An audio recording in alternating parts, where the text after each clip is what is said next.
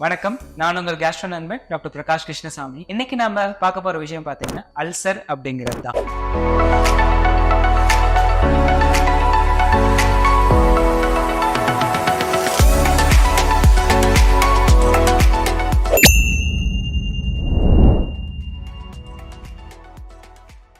நம்ம நார்மலாவே நம்ம வயிற்றுல நம்ம உணவை ஜீரணிக்கிறதுக்காக நிறைய ஆசிட் சுரக்கும். ஆசிட்ல இருந்து நம்ம வயிறை பாதுகாக்கிறதுக்கு அதுக்கு மேல இருக்க ஒரு ஸ்பெஷல் லேயரும் நம்மளுக்கு இருக்கும். இதுல ஏதாவது பிரச்சனை வரும்போது தான் யூஸ்வலா நம்மளுக்கு அந்த அல்சர் அல்லது வயிற்றுப்புண் அப்படிங்கிற ஒரு விஷயம் உண்டாகும். இதை காஸ் பண்ற விஷயங்கள் பாத்தீங்கன்னா ஃபர்ஸ்ட் ரொம்ப முக்கியமான காரணமா சொல்லப்படுறது என்ன பாத்தீங்கன்னா ஹெச் பைலரி அப்படிங்கிற ஒரு கிருமி தான்.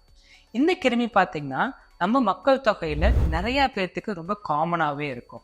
ஆனா ஒரு சில ஃபேக்டர்ஸ்னால என்னாகும் அப்படின்னா இந்த கிருமி ரொம்ப ஆக்டிவ் ஆயிட்டு நம்மளுக்கு என்னாகும் அப்படின்னா இந்த அல்சர் ஒரு சில பேர்த்துக்கு ரொம்ப ஜாஸ்தியா இருக்கும். அதே போல எக்ஸசிவ் ஸ்மோக்கிங், ஆல்கஹால், அதே போல ரொம்ப ஸ்பைசி ஃபுட் எடுத்துக்கிறது, ரொம்ப ஸ்ட்ராங் ஃப்ளேவர்ஸா இருக்க ஃபுட் எடுத்துக்கிறது, அதே போல ரொம்ப டென்ஷன் ஆயிக்கிறது, ரொம்ப ஸ்ட்ரெஸ் லெவலா இருக்கிறவங்க பாத்தீங்கன்னா அவங்களுக்கு இந்த அல்சர் பிரச்சனை ரொம்ப ஜாஸ்தியாவே இருக்கும். அதே போல மெடிகேஷன்ஸும், அதாவது ஒரு சில மருந்துகளும் பாத்தீங்கன்னா இந்த அல்சரை உண்டாக்குற தன்மையுடையவங்க இருக்காங்க. இந்த அல்சர் பாத்தீங்கன்னா எப்படி பிரசன்ட் ஆகும் அப்படின்னா மேல் வயிற்றுல ஒரு வலியாவும், நிறைய பேர்த்துக்கு ஒரு எரிச்சலாவும், ஒரு சின்ன சின்ன நீடில் பிரிக், அதாவது குத்துற மாதிரி ஒரு வழியாகவும் ப்ரெசென்ட் ஆகலாம். நிறைய பேர்த்துக்கு இது ஒரு ப்ளோட்டிங், அதாவது வயிறு உப்புசமா இருக்கு, ரொம்ப ஏப்பா வருது. ஸோ அந்த மாதிரி இது ப்ரெசென்ட் ஆகும். இது ரொம்ப சிவியர் ஃபார்ம்ல பார்த்தீங்கன்னா வாமிட்டிங் ஆகும், நம்மளுக்கு பசி சுத்தமாக இருக்காது. இதே ஒரு சில அல்சரில் பார்த்தீங்கன்னா சாப்பிட்டாதான் வலி குறையும்.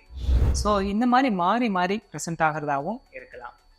அந்த காலத்துல பாத்தீங்கன்னா இந்த அல்சர் ரொம்ப சிவியர் ஆகும்போது இந்த அல்சர்னால வாய்வழியா ப்ளீடிங், அதெல்லாம் ஒரு சில பேர்த்துக்கு வயிறு ஓட்டையாகி உயிரிய பாதிக்கிற அளவும் உண்டாயிட்டு இருந்துச்சு. ஆனா இப்ப ரீசன்ட் மெடிகேஷன்ஸ் வச்சு இந்த அல்சர் நாம மருந்துகள்னாலே நம்மளால ஈஸியா குணப்படுத்த முடியும். இந்த அல்சரை மோஸ்ட்லி பாத்தீங்கன்னா ஒரு எண்டோஸ்கோபி, அதாவது ஒரு குழாயில கேமரா வச்சு அதை நம்ம வாய் வழியா நம்ம செலுத்தி வயிற்றுல என்ன அந்த புண் எப்படி இருக்கு அப்படிங்கிற ஒரு விஷயத்த பார்ப்போம்.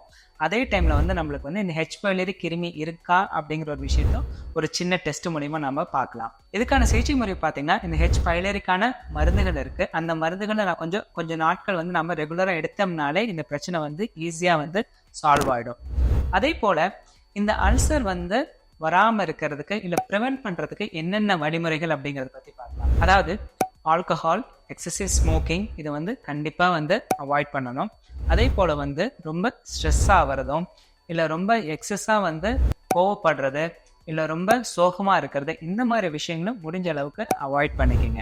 ஸோ முடிஞ்ச அளவுக்கு ரொம்ப ஸ்ட்ராங் ஃப்ளேவர்ட் ஃபுட்ஸோ இல்லை ரொம்ப மசாலா ஐட்டம்ஸ், ஸ்பைசி ஐட்டம்ஸ், இந்த மாதிரி ஐட்டம்ஸை முடிஞ்ச அளவுக்கு அவாய்ட் பண்ணிக்கோங்க. அதே போல் இன்னொரு முக்கியமான விஷயம், ஒரு சில மெடிகேஷன்ஸ் எடுக்கிற போது இந்த அல்சர் பிரச்சனை வரலாம்.